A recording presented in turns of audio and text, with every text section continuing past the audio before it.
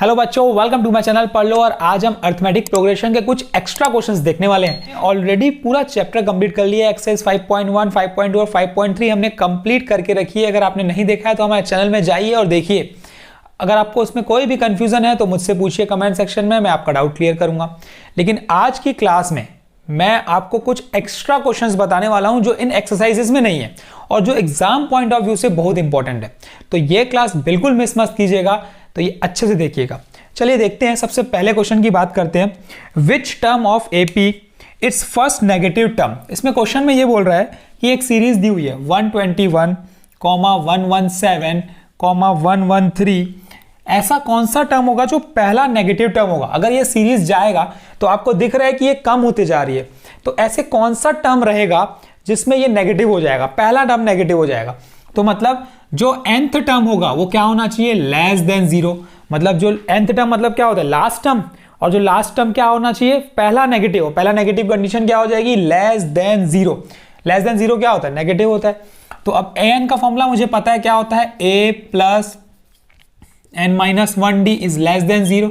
अब यहां से a मुझे सीरीज से निकाल सकते हैं, तो मैं लिख लेता हूं a कितना है मेरा 121 और d कितना आएगा 117 माइनस 121, मतलब ये हो गया -4। अब a और d मुझे मिल चुका है, पुट कर दो। a कितना है 121 प्लस n मुझे फाइंड करना है, d कितना है ये -4 इज लेस देन 0। बात क्या होगा, इसके बाद जो ये पॉजिटिव नंबर है इसको हम इधर ले जाएंगे, लेफ्ट हैंड साइड तो नेगेटिव हो जाएगा। तो यहां पे क्या आएगा, -4 into n-1 is less than -121। अब एक रूल मैं आपको बता देता हूं जो आपको याद रखना बहुत कंपलसरी है इस इनइक्वलिटी के लिए। वो ये रूल ये बोलता है कि अगर मैं इस इनइक्विलिटी में जब मैं अगर नेगेटिव साइन मल्टीप्लाई करूंगा तो जो बीच का सिंबल होता है वो चेंज हो जाता है। जैसे कि लेस देन है तो वो ग्रेटर देन हो जाएगा, ग्रेटर देन है तो लेस देन हो जाएगा। कब, जब मैं नेगेटिव मल्टीप्लाई करूंगा और इसको पॉजिटिव बनाऊंगा। अब यहाँ पे लेफ्ट हैंड साइड को क्या कर रहा हूं, पॉजिटिव बना रहा हूं। पॉजिटिव बनाने के लिए मैं क्या करूंगा, माइनस साइन को मल्टीप्लाई करूंगा। तो ये बन जाएगा 4 into n-1 is greater than 121।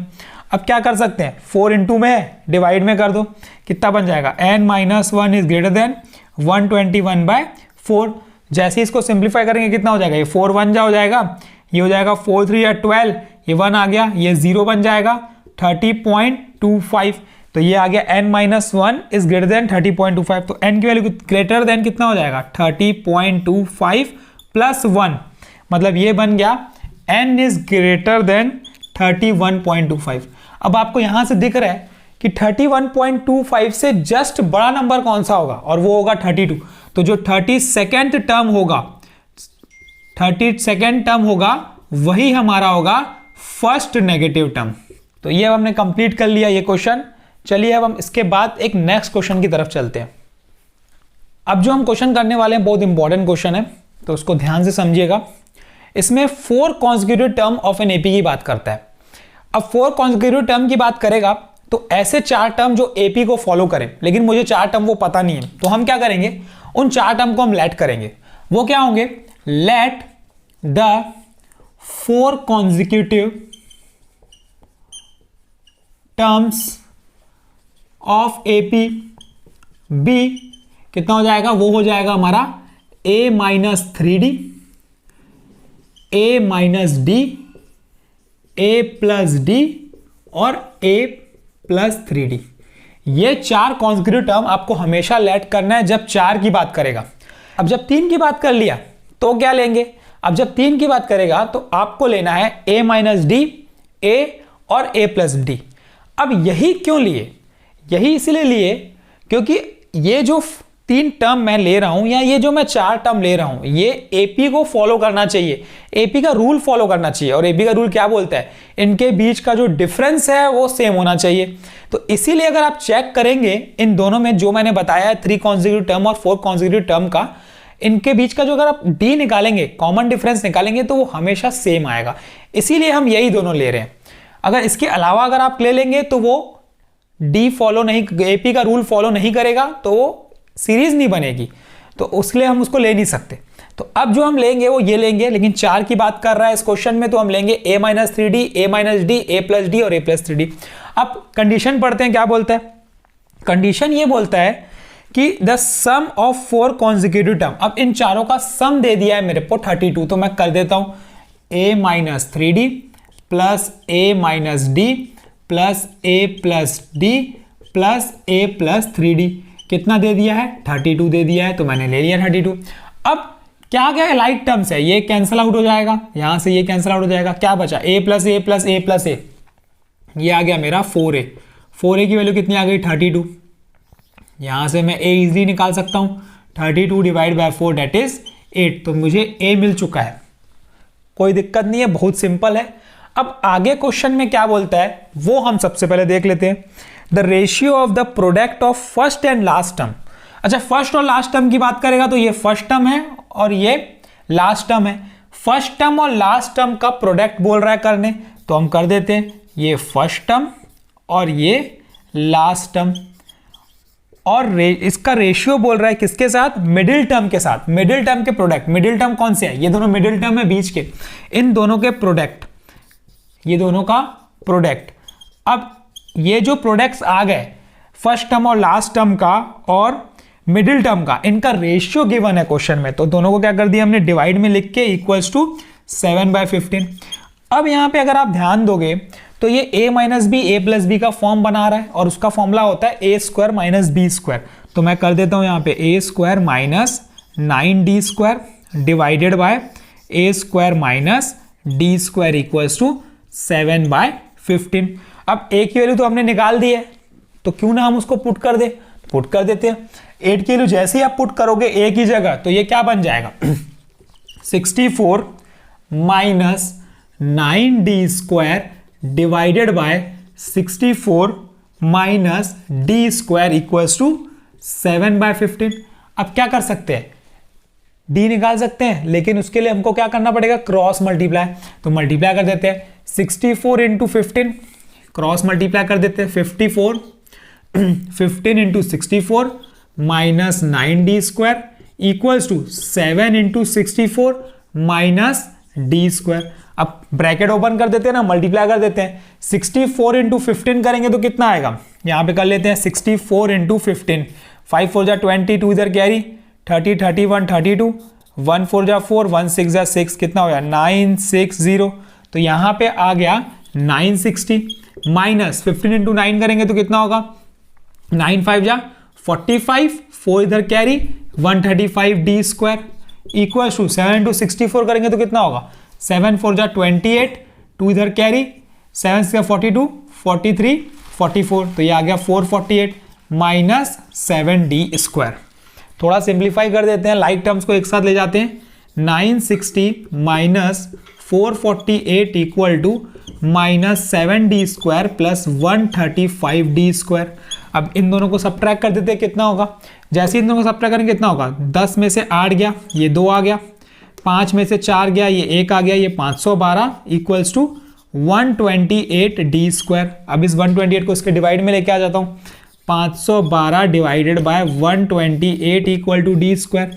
अब ये 1 बार में जाएगा और ये 4 बार में जाएगा, तो यहां से आपको d की 2 वैल्यू मिलेगी, वो मिलेगी प्लस माइनस 2, क्योंकि जैसे ही हम स्क्वायर हटाएंगे तो यहाँ पे स्क्वायर रूट लग जाएगा, और स्क्वायर रूट क्या होता है प्लस माइनस 2। अब d की 2 वैल्यू है, एक पॉजिटिव 2 और एक नेगेटिव 2, तो हम लोग दोनों लेंगे, पहले केस में हम लेंगे केस नंबर 1, केस नंबर 1 में हम लेंगे a equals to 2, a equals to 8 लेंगे और d इक्वल्स टू प्लस 2 लेंगे, ये फर्स्ट नंबर केस हो गया। अब इसके अकॉर्डिंग जो 4 नंबर निकलेंगे वो क्या निकलेंगे, पहला क्या है a minus 3d, a minus 3d मतलब 8 माइनस 3 इंटू 2, ये आ गया 8 माइनस 6 दैट इज 2। फिर जो दूसरा है a माइनस d, वो कितना है 8 माइनस 2 दैट इज 6। फिर आएगा a प्लस d, तो ये हो गया 8 प्लस 2 दैट इज 10, और उसके बाद आ गया a प्लस 3d, जो कि हम लेंगे 8 plus 3 into 2 that is 8 plus 6, ये हो गया हमारा 14, 8 प्लस 6 हमारा बना 14। अब इसके बाद आपको क्या लेना है, एक बार d इक्वल टू माइनस 2 लेना है और जहां जहां मैंने यहाँ पे +2 लिखा है आपको -2 लिख के सॉल्व करना है, तो आपको 4 अलग वैल्यूज मिलेंगी जो कि AP को फॉलो करेगी। तो 2 सीरीज मिलेगी इसमें, एक बार d = 2 पुट करके, एक बार d = -2 पुट करके। तो ये इंपॉर्टेंट क्वेश्चन है, आप इसको अच्छे से कीजिएगा, अच्छे से समझिएगा, 1-2 बार सॉल्व करके देखिएगा तो आपसे बन जाएगा। चलिए हम बढ़ते हैं अब नेक्स्ट क्वेश्चन की तरफ। चलिए हम तीसरे इंपॉर्टेंट क्वेश्चन की बात करते हैं। वो बोलता है the sum of first 7 term of AP is 63 and that of next 7 term is 161, find the AP। Question में बोल रहा है sum of first 7 terms. Sum first 7 terms की बात करेगा, मतलब S7 गिवन है, कितना दिया हुआ है, S7 दिया हुआ है 63। अब जब S7 गिवन है तो उसका फॉर्मूला लगा लो, सिंपल सी बात है। क्या बोलते हैं, n/2 2 × A प्लस 7 - 1 × D = 63। थोड़ा सिंप्लीफाई कर देते हैं, ये बन जाएगा 2A + 6D = 2, इसके इनटू में चले जाएगा और 7 आ जाएगा डिवाइड में, तो 7 1 जा 7 9 जा। अब ये क्या बन गया, 2A + 6D = 18। अब पूरी इक्वेशन मुझे दिख रही है 2 से डिविजिबल, तो हम क्या कर देते हैं, 2 से डिवाइड कर देते हैं। ये बन जाएगा A + 3D = 9। ये बन गई हमारी इक्वेशन नंबर 1। अब आगे बोलता है क्वेश्चन में एंड नेक्स्ट 7 टर्म इज 161। अच्छा, इसके आगे के 7 टर्म की बात कर रहा है ना, वो सम दिया है 161, लेकिन इसके आगे के 7 टर्म मुझे पता ही नहीं है कौन से हैं। तो इसके आगे के 7 टर्म, पहले 7 टर्म तो A1 से A7 होंगे, लेकिन इसी के आगे के जो 7 टर्म होंगे, नेक्स्ट 7 टर्म की जब बात करेगा तो वो नेक्स्ट 7 टर्म्स कौन से होंगे, एक A8 होगा, एक A9, एक होगा A10 एक होगा A11, एक होगा A12, एक होगा A13 और एक होगा A14। ये 7 हो गए, 1 2 3 4 5 6 7। नेक्स्ट 7 टर्म की बात कर रहा है, मुझे इनका सम निकालना है और इनमें मुझे फर्स्ट टर्म भी पता है और लास्ट टर्म भी पता है। तो हम इसमें फॉर्मूला किसका लगाएंगे, वो वाला फॉर्मूला लगाएंगे जिसमें लास्ट टर्म गिवन होता है, मतलब an गिवन होता है। मतलब अब इसमें S(7) हम निकालेंगे, वो रहेगा मेरा 8 से लेकर 14 तक का सम ऑफ 8 to 14 जो ऑलरेडी गिवन है हम लिखेंगे अगले में। फॉर्मूला लगेगा हमारा 7/2 × 2 × A नहीं, 7/2 × A + an, मतलब A मेरा फर्स्ट टर्म क्या है A8 प्लस लास्ट टर्म क्या है मेरा A14। यहां पे आपको समझने की बात है, जो आपको समझना है वो ये बोल रहा है कि आगे के जब 7 टर्म की बात करेगा तो इस 7 टर्म का जब सम निकालोगे तो उस केस में ये फर्स्ट टर्म हो जाएगा और ये लास्ट टर्म हो जाएगा। तो वही फॉर्मूला आपको लगाना है जिसमें लास्ट टर्म रहता है फॉर्मूले में। अब ये ऑलरेडी गिवन है, कितना है 161 = 7/2 और ये हो जाएगा 8 का मतलब A + 7D plus A + 13D। Simplify कर देते हैं, 161 × 2 डिवाइडेड बाय 7 = कितना हो जाएगा ये 2A + 20D। थोड़ा काट देते हैं, 7 1 जा 7 2 जा 14, 7 3 21, तो 23 × 2 कितना हो गया 46। यहाँ पे इक्वेशन क्या मिली 2A + 20D = 46। अब पूरी इक्वेशन 2 से डिवाइड होगी, कर दो, कितना बन जाएगा A + 10D = 23। ये आ गई इक्वेशन नंबर 2। अब 2 और 1 मुझे मिल चुकी है, सॉल्व कर दो एलिमिनेशन मेथड से, सब्स्टिट्यूशन मेथड से, किससे भी। मैं यहाँ पे सम लिख दे, यहाँ पे इक्वेशन लिख देता हूँ A + 3D = 9, ये इक्वेशन नंबर 1 है। मैं एलिमिनेशन मेथड लगा देता हूँ, ये नेगेटिव बन गया, ये भी नेगेटिव बन गया, ये भी नेगेटिव बन गया, ये कैंसल आउट। 10 - 3 ये हो गया 7D। 23 में से 9 जाएगा तो कितना बचेगा 14। तो अब D की वैल्यू यहाँ से क्या आ गई 14 डिवाइड बाय 7 दैट इज 2। तो D की वैल्यू हमारी क्या आ गई 2 आ गई। अब 1 में या 2 में जिसमें भी आपको इजी लगता है पुट करो और आंसर लाओ। तो मैं 1 में पुट कर देता हूं, जहां जहां मेरे को D दिख रहा है, मतलब ये क्या हो जाएगा A + 3 × D मुझे पता है 2 = 9। ये आ गया A + 6 = 9। A की वैल्यू क्या आ गई 9 - 6, मतलब A की वैल्यू क्या आ गई 3। अब आपको A और D मिल चुका है। जब भी आपको A और D मिल जाएगा तो आप सीरीज इजीली निकाल सकते हैं। और सीरीज होती क्या है, सीरीज होती है A, उसके बाद A + D, उसके बाद A + 2D, उसके बाद सो ऑन। तो A मुझे पता है कितना है 3, तो मैं लिख दिया यहाँ पे 3। A + D की बात करेगा तो 3 + 2 दैट इज 5। A + 2D की बात करेगा तो 3 प्लस 2 इंटू 2 मतलब 3 plus 4 that is 7 and so on. तो ये आपकी आ गई सीरीज जो फाइंड कर ली है हमने। अब ये क्वेश्चन था कुछ डिफरेंट था, पूरी एक्सरसाइज में आपको नहीं मिलेगा। ये जो क्वेश्चंस मैं बता रहा हूं ये सैंपल पेपर से मैंने निकाले हैं आपके लिए, जो थोड़े से डिफरेंट हैं पर कॉन्सेप्ट वही लग रहा है। तो इससे आपका माइंड पावर बढ़ जाएगा कि किस टाइप के क्वेश्चंस आते हैं, तो मैं इसमें क्या लगा सकता हूं। तो ये अलग अलग पॉसिबिलिटीज हैं, तो एग्जाम पॉइंट ऑफ व्यू के लिए हम किए हैं। तो अगर आपको ये क्वेश्चन समझ में आ रहे हैं तो हमारे चैनल को सब्सक्राइब कर लीजिए और मुझे कमेंट सेक्शन में जरूर बताइए कि इस टाइप के क्वेश्चंस आपने सॉल्व किए हैं कि नहीं किए हैं। चलिए अब हम बात करते हैं नेक्स्ट क्वेश्चन की। चलिए अब नेक्स्ट क्वेश्चन देख लेते हैं। Find the middle term of an AP 7, 13, 19 dash dash to 247। एक सीरीज दी हुई है 7, 13, 19, 247। अब मुझे इसका मिडिल टर्म निकालना है, ये सीरीज का मिडिल टर्म निकालना है। अच्छा, मिडिल टर्म निकालना है मतलब बीच का टर्म, और बीच का टर्म निकालने के लिए हमें क्या पता होना चाहिए कि कितने नंबर ऑफ टर्म्स हैं। अगर नंबर ऑफ टर्म्स इवन होते हैं तो उसका एक अलग फॉर्मूला होता है, और एक नंबर ऑफ टर्म्स अगर ऑड होते हैं तो उसका एक अलग फॉर्मूला होता है। तो सबसे पहला हमारा काम क्या है कि नंबर ऑफ टर्म्स निकालना है। तो सीरीज का नंबर ऑफ टर्म्स कैसे निकालते हैं वो हमने एक्सरसाइज में सीखा है। एक्सरसाइज में क्या सीखा है, अगर मुझे लास्ट टर्म गिवन होता है 247 तो हम उसी का फॉर्मूला लगा लेते हैं। तो an का फॉर्मूला क्या होता है, a plus n minus 1d equal to 247। अब यहां से a गिवन है 7 प्लस n हमें निकालना है, d कितना हो जाएगा माइनस फर्स्ट टर्म, तो ये हो जाएगा 6 इक्वल टू 247।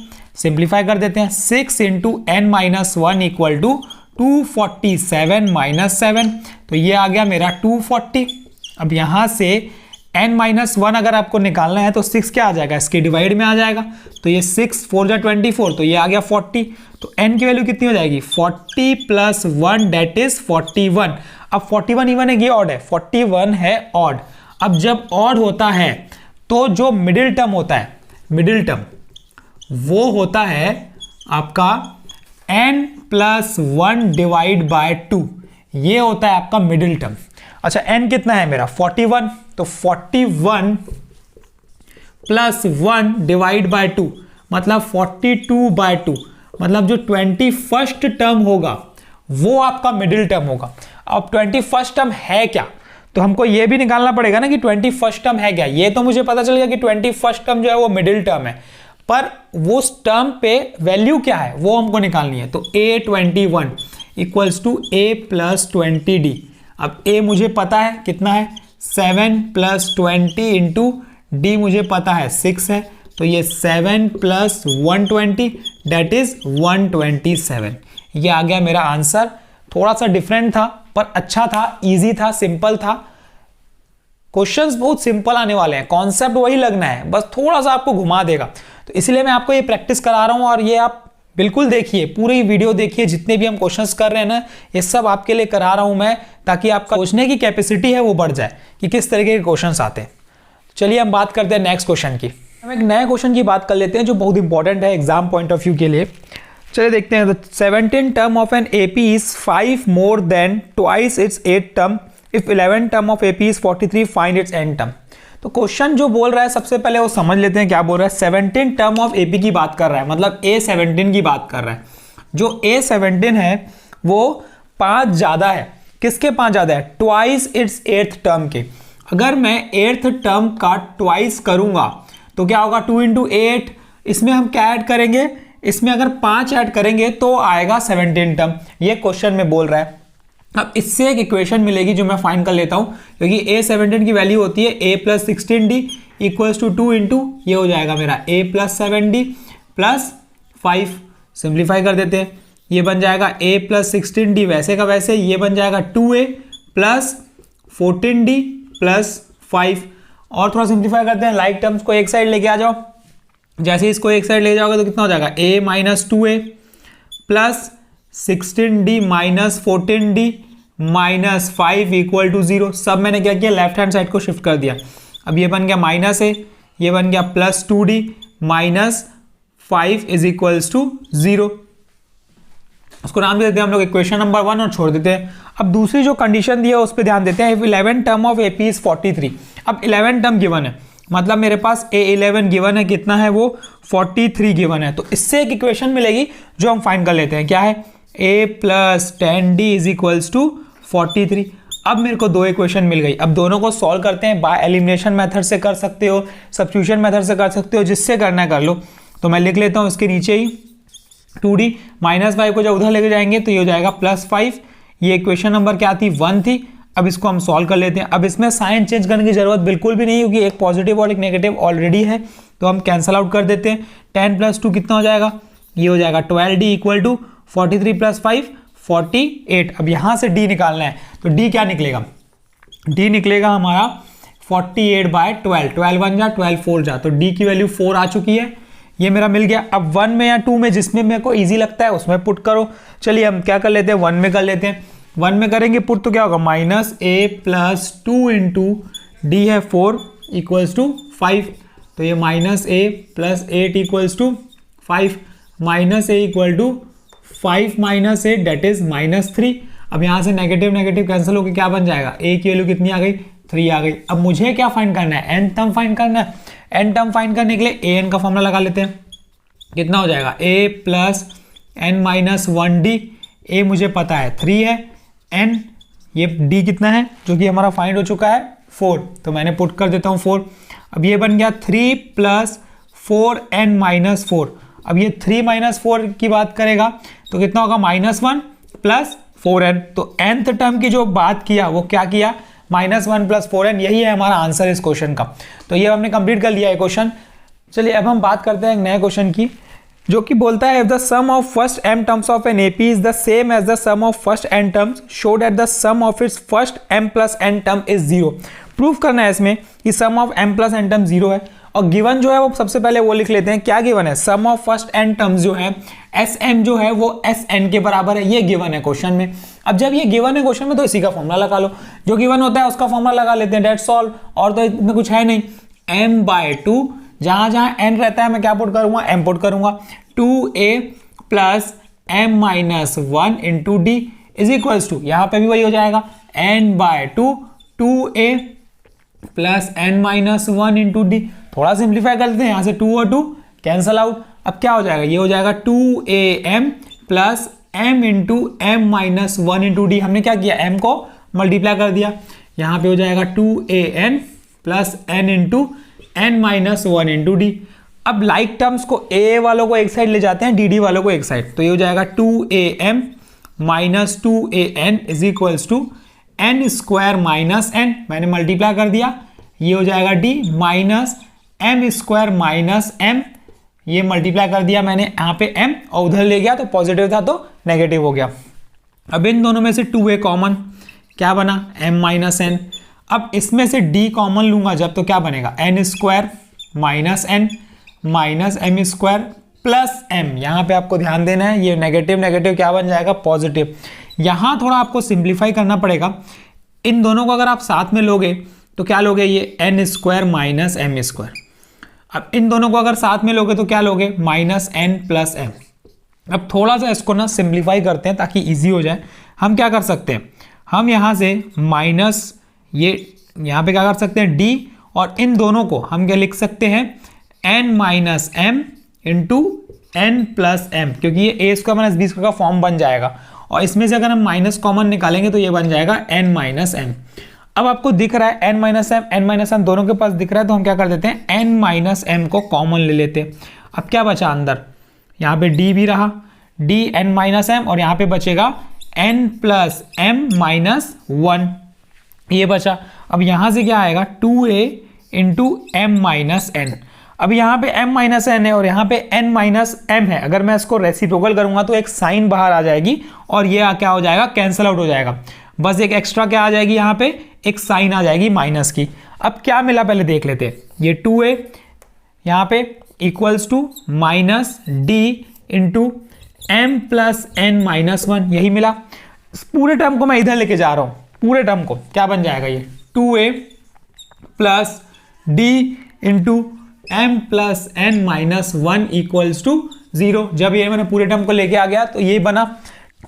अब मुझे प्रूफ क्या करना है, मुझे प्रूफ क्या करना है, अब यहाँ पे छोड़ दो, प्रूफ क्या करना है, एस एम प्लस एन की वैल्यू निकालनी है। तो इसकी वैल्यू निकालने के लिए ये जहां जहां एन है मैं क्या पुट कर देता हूं, एम प्लस एन। तो M plus N by 2 into 2 into A plus ये M plus N minus 1 D. अब मैंने इसमें ऑलरेडी निकाल ली है, इसकी पूरी वैल्यू कितनी है, 0 है, मतलब इस पूरे की वैल्यू कितनी हो जाएगी, 0 है। तो ये क्या हो जाएगा, एम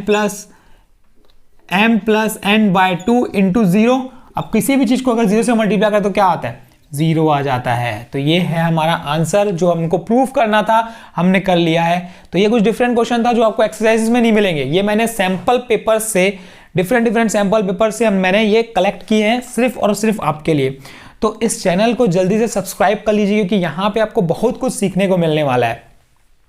चलिए अब बात करते हैं नेक्स्ट क्वेश्चन की। How many 2 digit number are divisible by 3। 2 digit number की बात करता है तो सबसे पहले 2 डिजिट नंबर की अगर बात करेगा तो सबसे स्टार्टिंग पॉइंट का 2 डिजिट नंबर का सबसे पहला कौन सा होगा, वो होगा आपका 2 डिजिट नंबर होगा 10। ये सबसे पहला है, लोएस्ट स्मॉलेस्ट। और सबसे हाईएस्ट 2 डिजिट नंबर कौन सा होगा, वो होगा आपका 99। अब मुझे ये देखना है कि 10 और 99 के बीच में ऐसे कौन से हैं जो डिविजिबल बाय 3 है। तो सबसे पहला डिविजिबल बाय 3 कितना हो जाएगा, 10 के बाद होगा, तो इजीली आप निकाल सकते हैं ना, जो 3 से डिवाइड होगा वो कौन सा है, 12। तो फर्स्ट तो हो गया हमारा 12 पता चल चुका है, लेकिन लास्ट कैसे निकालोगे।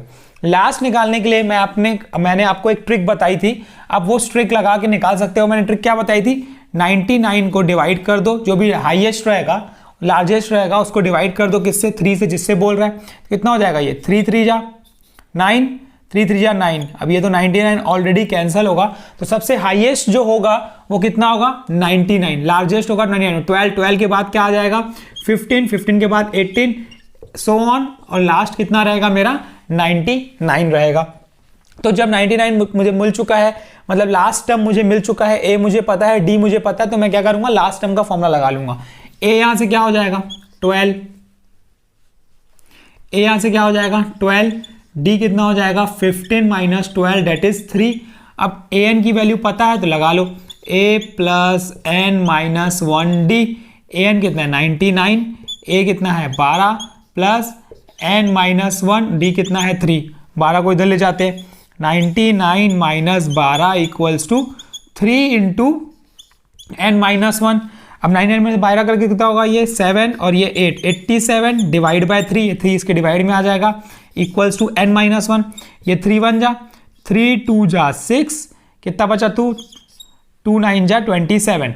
तो ये आ गया n minus 9 equal to n minus 1 equal to 29। तो n की वैल्यू क्या आ जाएगी यहाँ से, 29 प्लस 1 डेट इज 30। तो नंबर ऑफ टर्म्स कितने आ गए, 30। मतलब 30 ऐसे नंबर हैं 100 से 99 के बीच में जो कि डिविजिबल बाय 3 है, मतलब 2 डिजिट नंबर हैं जो डिविजिबल बाय 3 है। तो ये अब हमने कंप्लीट कर लिया ये क्वेश्चन।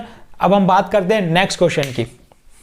चलिए नेक्स्ट क्वेश्चन की बात कर लेते हैं। नेक्स्ट क्वेश्चन बोलता है if the number x plus 3 comma 2x plus 1 comma x minus 7 are in AP then find the value of x। ये क्वेश्चन एग्जाम में पूछा जाता है, इसीलिए इसको ध्यान से समझिएगा। इसमें बोल दिया है कि ये 3 क्या है, एपी में है। जब 3 एपी में होंगे तो कंडीशन यही बोलती है कि अगर एपी में है तो मतलब कॉमन डिफरेंस सेम होगा। तो कॉमन डिफरेंस निकाल लेते हैं। d1 कितना हो जाएगा 2x plus 1 second term minus first term. यहाँ पे ब्रैकेट लगाना मत भूलिएगा, क्योंकि सिली मिस्टेक्स होती है जिससे अक्सर एग्जाम में बच्चा गलती करता है और गड़बड़ हो जाती है, मार्क्स कट जाते हैं। जबकि क्वेश्चन क्या है, इसमें कुछ भी नहीं है। कितना हो जाएगा ये 2x plus 1 minus x minus 3। 2x minus x कितना हो जाएगा x, 1 माइनस 3 कितना हो जाएगा 2। तो d1 कितना आ गया x माइनस 2। वैसे ही मैं क्या निकाल लेता हूँ, d2 निकाल लेता हूँ। इन दोनों के बीच का गैप कितना हो जाएगा x माइनस 7 ये ब्रैकेट माइनस 2x प्लस 1 कितना हो जाएगा ये x minus 7 minus 2x minus 1। तो x माइनस 2x कितना हो गया minus x minus 7 minus 1 minus 8। अब मुझे पता है कि कॉमन डिफरेंस हमेशा क्या होता है, सेम होता है। तो मैं कंडीशन लगा लेता हूँ d1 is equals to d2। d1 क्या है x माइनस 2, d2 कितना है माइनस x माइनस 8। x वालों को एक साइड ले जाते हैं, x plus x equal to minus 8 plus 2, ये हो जाएगा 2x इक्वल टू माइनस 6। यहाँ से आ गया x equal to minus 6 by 2 that is minus 3। तो x की वैल्यू हमें फाइंड करनी थी, वो आ चुकी है, वो है -3। तो ये हमने कंप्लीट कर लिया है क्वेश्चन। चलिए हम बढ़ते हैं नेक्स्ट क्वेश्चन की तरफ। Find the 21st term of an AP, और जो सीरीज है वो थोड़ी मिक्स्ड फ्रैक्शन में है, वो मैं लिख देता हूँ यहाँ पे -4 1/2 कॉमा -1/3 -1 1/2 एंड सो ऑन। तो इससे मुझे ये पता चल गया जो ए है वो कितना है, वो है ये फर्स्ट टर्म। कितना हो जाएगा ये, अगर इसको हम लोग सॉल्व करेंगे तो कितना होगा, 4 2 8, 8 और 1 9, तो ये हो जाएगा -9/2।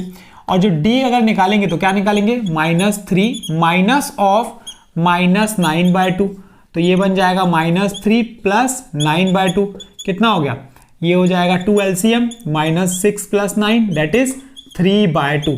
तो मुझे डी भी मिल चुका है 3/2। अब 21st टर्म निकालना है मुझे, तो A21 फॉर्मूला क्या होता है, A + 20D। तो बहुत ही सिंपल क्वेश्चन है।